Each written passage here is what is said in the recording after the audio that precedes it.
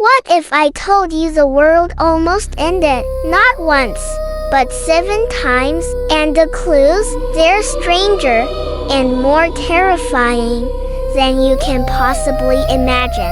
Hey everyone, and welcome back to the channel. Today, we are diving deep into the abyss of potential global annihilation. We are talking about those heart-stopping moments when humanity teetered on the brink of nuclear war, and how close calls, bizarre coincidences, and downright weird decisions nearly plunge us into Armageddon. Stick around, because these aren't just history lessons. They're chilling reminders of how fragile our existence truly is. You won't believe how close we've come. Alright, let's kick things off with a big one. The Cuban Missile Crisis in 1962. This is arguably the closest we've ever come. The US discovered Soviet nuclear missile sites in Cuba, just 90 miles from Florida. Tensions were through the roof. JFK and Khrushchev were locked in a staring contest, and the world held its breath. Now, here's where it gets really scary. During this standoff, a Soviet submarine, B-59, was deep underwater, shadowed by US Navy destroyers. The US was dropping depth charges, harmless practice ones, meant to signal the sub to surface. But the sub's crew, isolated, hot, and with no communication with Moscow, thought war had broken out. 2 of the 3 senior officers on board knew they had a nuclear torpedo, and 2 out of those 3 needed to agree to launch it. Vasily Arkhipov, a flotilla commander, was the only one who said no. He overruled the captain and the political officer. One man, standing against the tide of panic, prevented nuclear war. Last phone calls in the dead of night. Real life horror, no rewind. Once it's seen, Crazy, right? What do you think he would have done in Arkhipov's shoes? Let me know in the comments below. Moving on to number 2. And this one involves faulty technology and a whole lot of luck. October 1983, the Cold War is still simmering. The Soviet early warning system, designed to detect incoming US missile attacks, goes haywire. According to the system, multiple US Minuteman missiles were heading straight for the US panic stations. The protocol was clear. If multiple missiles are detected, launch a retaliatory strike immediately. But again, there was a man who questioned the data. Stanislav Petrov, a lieutenant colonel on duty at a command center near Moscow, had a gut feeling. Here's the thing, the system was brand new, and Petrov knew it wasn't perfect. He also noticed the reported launches were few, not the massive, overwhelming number you'd expect from a full-scale US attack. He reported it as a system malfunction, defying protocol which urged immediate retaliation. His superiors were furious, but Petrov held his ground. He argued correctly that it was a false alarm, and it was. The satellites had mistaken sunlight reflecting off high-altitude clouds for missile launches. One man's intuition, a bit of common sense, and the right decision at the right time. The world was saved by a hunch.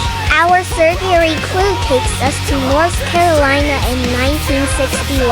A B-52 bomber carrying 2 Mark 39 hydrogen bombs literally broke apart in mid-air.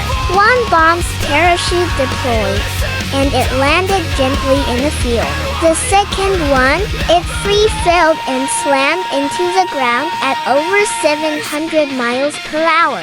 Investigators found the bomb buried deep in the muddy field, and when they examined its safety mechanisms, they got a shock. Of the 6 safety switches on the bomb, 5 of them had failed during the crash. It had gone through nearly every single step in the arming sequence. Only one final, simple, low-voltage switch stood between a normal day in North Carolina and a nuclear detonation 260 times more powerful than the Hiroshima bomb. A single switch. Let that sink in. Next up, number 4. The 1995 Norwegian rocket incident. This is the only known time a nuclear briefcase was activated and prepared for a strike. The Cold War was over, but tensions lingered. A Norwegian-American scientific team launched a research rocket to study the aurora borealis. The problem? Its flight path looked eerily similar to a submarine-launched Trident missile. Russian radar technicians saw the blip, and the alarm bells went off. The signal was passed all the way up the chain of command, right to President Boris Yeltsin. His nuclear briefcase, the Shijay, was activated. For several minutes, Yeltsin and his top commanders had to decide whether to launch a full-scale retaliatory strike against the United States. They had less than 10 minutes to make the call. Fortunately, their systems soon determined the rocket was heading out to sea and posed no threat.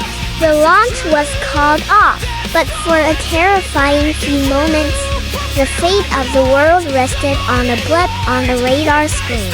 Clue number 5 is a bizarre one. A flock of geese. November 1958.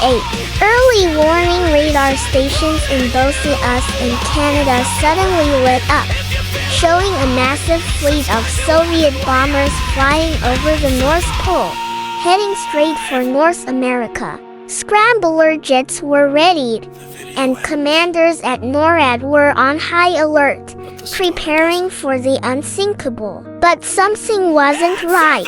The formation seemed weird. There was no radio chatter, and the targets were moving slower than expected for bombers. Before the order was given to launch fighters or escalate the response, someone had the presence of mind to double-check. They switched to a different, more powerful radar system. The enemy? It was a massive flock of geese migrating south. A bird migration almost triggered World War III. It sounds like a comedy sketch, but it was deadly serious. Now for number 6. And it is a terrifying computer glitch known as the NORAD computer chip incident from 1980. On June 3rd, and again on June 6th, the command center at NORAD received alerts showing hundreds, then thousands of Soviet missiles heading toward the US. Bomber crews scrambled to their planes, and the entire nuclear command system went to its highest alert level. For minutes that must have felt like a lifetime, it seemed like the end was here. But just like with Petrov, operators noticed inconsistencies. The data was coming from some systems, but not others. After a frantic investigation, they found the cause. A single, faulty computer chip worth 46 cents. A tiny piece of silicon was feeding realistic, but entirely false, attack data into the system. It was a simulation that had somehow bled into the live warning network. A 46-cent chip almost cost us everything. Finally, clue number 7, the bear. In 1962, during the height of the Cuban Missile Crisis, things were already impossibly tense. At a US air base in Duluth, Minnesota, a guard spotted a figure climbing the perimeter fence. He shot at it and triggered an intruder alarm. Normal procedure, right? But due to a wiring error, the wrong alarm went off. Instead of a local intruder alert, it triggered the sabotage alarm at nearby Volk Field Air Base. This alarm was a signal for pilots to take off in their nuclear-armed interceptor jets to prevent them from being destroyed on the ground. These pilots had one mission: fly to their pre-assigned targets in the Soviet Union and drop their bombs. There was no protocol to recall them. Thankfully, an officer at the Goose base managed to drive onto the runway just in time, frantically flashing his car's headlights to signal the lead plane to stop. The figure on the fence? It was a black bear. A curious bear nearly started the final war of mankind. So there you have it. 7 strange, terrifying, and almost unbelievable moments when our world hung by a thread. From faulty computer chips and misunderstood radar signals to the gut feeling of a single soldier, we've been saved by luck, quick thinking, and sometimes sheer coincidence. It's a sobering reminder of how close we've come to the edge. These stories aren't just from the past. They highlight the ongoing risks we face. What do you think is the biggest threat today? Let me know your thoughts down in the comments. Thanks for watching. If you found this as fascinating and terrifying as I did, hit that like button, subscribe, and ring the bell so you don't miss our next deep dive. Stay safe, and I'll see you in the next one.